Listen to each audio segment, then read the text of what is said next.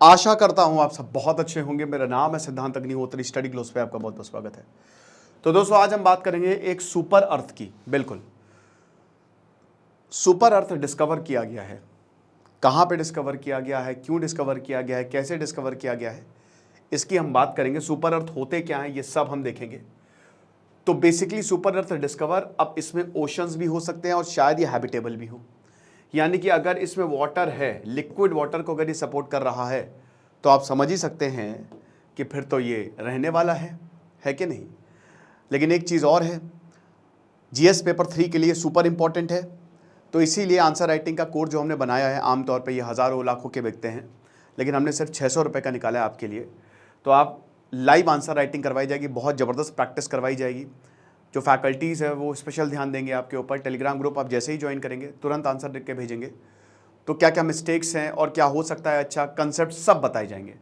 तो फटाक से कोर्स को ज्वाइन करें। 20 जुलाई से लाइव क्लासेस शुरू होंगी, हमारी ऐप या फिर वेबसाइट पे, दोनों पे ही आपको मिल जाएगा। तो पहली बात, सुपर अर्थ होता क्या है, ठीक है ना भाई। जैसा कि नाम है सुपर अर्थ, तो धरती से बड़ा, a class of planet unlike in our solar system. जो हमारे सोलर सिस्टम में है वैसे नहीं, ये बेसिकली हमारी धरती से, क्योंकि सुपर अर्थ यहां पे धरती का नाम आ रहा है, तो सुपर अर्थ मतलब धरती से बड़ा। लेकिन कितना बड़ा, तो it is more massive than the अर्थ।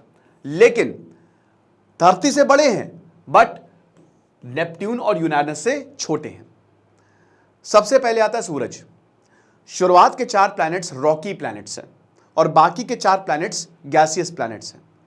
तो मरकरी, वीनस, अर्थ और मार्स, ये 4 प्लैनेट रॉकी प्लैनेट्स हैं। यहां पे आपको रॉक्स देखने को मिलेंगी। और उसके बाद जुपिटर, नेपट्यून, यूरेनस, ये जो 4, सैटर्न, ये जो 4 प्लैनेट है, ये गैसियस प्लैनेट है। यहां पे आपको प्लूटो प्लैनेट नहीं रहा, ठीक है।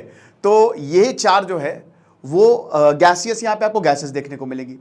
तो जो गैसियस प्लैनेट है, बाकी के नेपट्यून और यूरेनस उससे छोटे हैं, बट धरती से बड़े हैं। And they can be made up of gas या फिर रॉक्स, या फिर दोनों का ही कॉम्बिनेशन। भाई देखिए, अब रॉकी प्लैनेट्स है, जैसे धरती में गैस भी तो है, धरती में क्या है, गैस भी है, रॉक भी है, कॉम्बिनेशन है, ठीक है ना। ज्यादातर जिसका कंपोनेंट ज्यादा होगा, अब यहां पे रॉक्स का कंपोनेंट ज्यादा, तो रॉकी प्लैनेट हो गया, ओके। और they are between the twice the size of earth and up to 10 times its mass. यानी कि धरती से 2 गुना ज्यादा बड़े हो सकते हैं।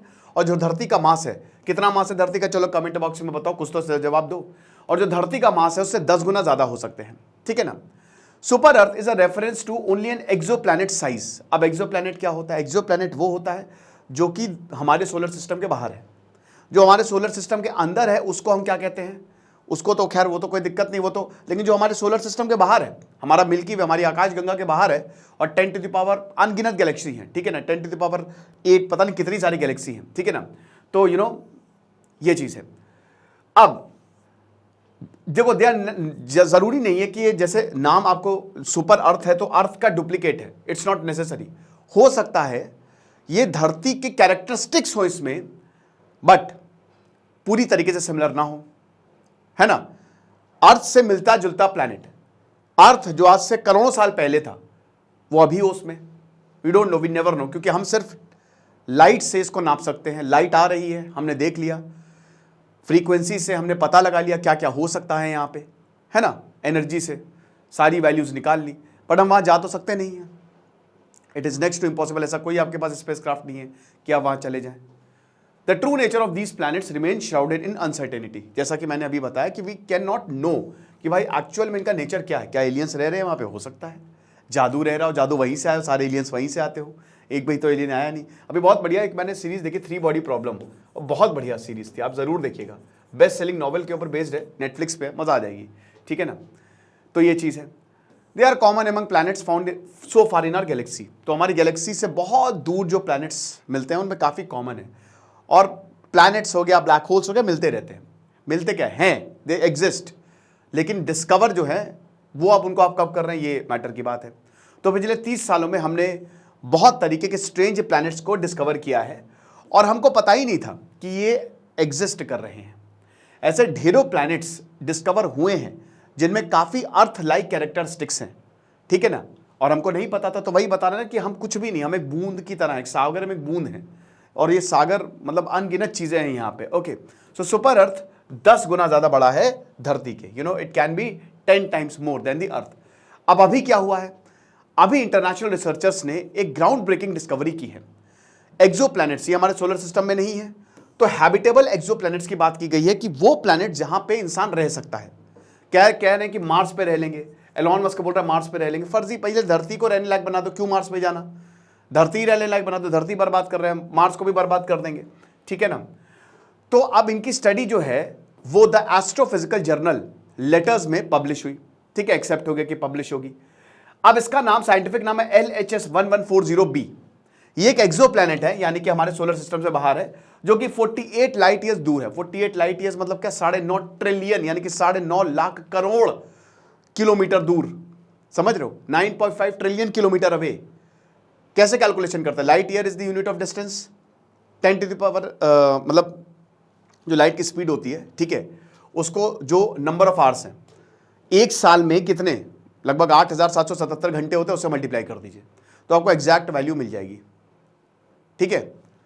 सो ये इतनी दूर है, यानी कि करोड़ों अरबों किलोमीटर दूर पे ये प्लैनेट जो है वो लोकेटेड है, राइट। कौन से कॉन्स्टलेशन में? किटस या सिटस, आप जो भी बोल लीजिए, ठीक है ना। तो इस कॉन्स्टलेशन में है और ये एक सुपर अर्थ हो सकता है। अब जैसा कि हमने बताया कि इसमें आइस हो सकता है, वाटर हो सकता है, पानी हो सकता है। भाई पानी, देखिए प्लैनेट्स में एक तो कार्बन ढूंढा जाता है, मीथेन सिग्नेचर्स ढूंढे जाते हैं, हाइड्रोकार्बन बेसिकली, पानी ढूंढा जाता है, क्योंकि फिर वहां पे लाइफ की पॉसिबिलिटी है, देयर कैन बी लाइफ, है ना। तो यूनिवर्स डी मॉन्ट्रियल, इनकी findings they led by university यहां पे। अब क्या है कि LHS 1140b प्रीवियस एजम्पशन जो था, मतलब इनिशियली जो था, ये एक मिनी नेपट्यून जो है वो माना जा रहा था इस यूनिवर्सिटी के द्वारा, ठीक है। इसने बोला कि एक नेपट्यून, मतलब नेपट्यून जैसा है बट नेपट्यून से छोटा है, इसमें थिक हाइड्रोजन रिच एटमॉस्फेयर है। लेकिन अभी जो न्यू डेटा आया है, ठीक है, जेम्स वेब स्पेस टेलीस्कोप का, यही बड़े बड़े टेलीस्कोप जो है वो निकालते हैं कि आखिरकार अच्छा यहाँ पे ये प्लैनेट है, तो ये बताता है कि ना ये रॉकी प्लैनेट है, ये नेपट्यून जैसा नहीं है, नेपट्यून एक गैसियस प्लैनेट है, ना नेपट्यून जैसा नहीं है, ये अर्थ जैसा है और एक वाटर रिच प्लैनेट हो सकता है जो कि धरती से ज्यादा बड़ा हो। ओके, लीड ऑथर चार्ल्स ये बताते हैं कि भाई देखिए, it could be our best bet, ये सबसे अच्छी बेट हो सकती है हमारी जिंदगी ढूंढने की। हम जिंदगी ढूंढ रहे हैं बाहर या सोलर सिस्टम में मिल जाए, लिक्विड वाटर है कंफर्म, मतलब नॉट कंफर्म लेकिन बहुत ज्यादा पॉसिबिलिटी है। तो हमारी दुनिया, एक एलियन वर्ल्ड एग्जिस्ट कर रहा है। देखिए अगर पानी है तो डेफिनेटली एक दुनिया होगी। लोग यहां पे ये नहीं है कि जैसे यहां पे साइंटिस्ट ने ये प्लैनेट खोजा, अब ये प्लैनेट खोजा है, हम दूसरी दुनिया में लाइफ भी ढूंढ रहे हैं। हमको अभी पता है कि इस प्लैनेट पे पानी है, तो पानी होगा क्या, तो क्या लाइफ नहीं होगी? हो सकता है प्रॉपर सिविलाइजेशन हो, यू नेवर नो, सब कुछ चल रहा हो, एलियंस रह रहे हो, वी डोंट नो, है ना। तो वही बता रहे कि अनसर्टेनिटी हमेशा रहती है। अब प्लैनेट्स जो है वो रेड ड्वार्फ क्या, देखिए जब भी कोई तारा मरता है ना, तो या तो वो ब्लैक होल बनेगा, ठीक है, या फिर यही रेड ड्वार्फ, वो डिपेंड करता है चंद्रशेखर लिमिट पे। ओके, तारे का जन्म होता है और तारा मरता है, जब तारा मरेगा तो ब्लैक होल भी बन सकता है वो, राइट। तो एक रेड ड्वार्फ को वो क्या कर रहा है, ऑर्बिट कर रहा है in its habitable zone. Temperature ऐसा है कि वो लिक्विड वाटर को, क्योंकि देखिए आप आसानी से एनर्जी सिग्नेचर से सारी वैल्यूज निकाल सकते हो, तो टेम्परेचर ऐसा है कि वो लिक्विड वाटर को सपोर्ट करता हो जो सरफेस पे है। उसके बाद जो टेलीस्कोप ने डेटा दिया है, प्रीवियस ऑब्जर्वेशन को भी क्लब करके ये सब निकाला है कि it may have a nitrogen rich atmosphere. अब भारत नाइट्रोजन रिच एटमॉस्फेयर है ना, 78%, भारत कह रहा हूं, दुनिया जो हमारी धरती है उसमें 78% नाइट्रोजन है, 21% ऑक्सीजन और बाकी दूसरी गैसेस हैं।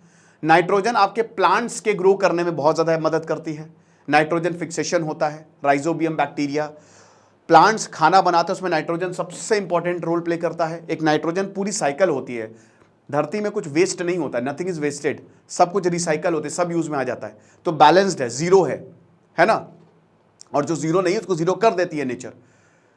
तो नाइट्रोजन रिच एटमॉस्फेयर है, तो माइट भी पॉसिबल कि प्लांट्स भी हों, पानी के साथ साथ प्लांट्स, ये सब, इन सब का एक ऐसे ना चोली दामन का साथ होता है, ठीक है, तो ये चीज़ है।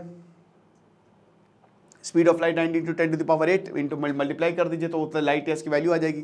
खैर मैं क्यों बोल रहा हूँ, तो पहले बोलना चाहिए था, मुझे बता ही दिया था वैसे। तो रायन मैकडोनाल्ड ये बता रहे हैं कि जो प्लैनेट्स का एटमॉस्फेयर है, ठीक है, ये पहली बार है जब हमने इस तरीके के एटमॉस्फेयर का हिंट हमको दिखा है। मतलब आप समझ रहे हैं कि अभी तक जितने भी साइंटिस्ट हैं, फर्स्ट टाइम है जो ऐसा प्लैनेट उनको मिला है, एक हैबिटेबल प्लैनेट उनको मिला है, आइस रिच एक्सोप्लैनेट यहां पे दिखा है। रिसर्च ये भी सजेस्ट करता है कि 10 से 20% जो इसका मास है ये वाटर का है। माय गॉड, भारत में 60, फिर भारत, दुनिया में 60 to 70% इज वाटर, ठीक है ना। तो यहां जो 10 से 20% इसका मास है, that might be water. Current models indicate करते हैं कि एक स्नोबॉल प्लैनेट है, एक व्हाइट प्लैनेट है, जैसे बर्फ की बॉल होती है ना वैसा, ठीक है ना।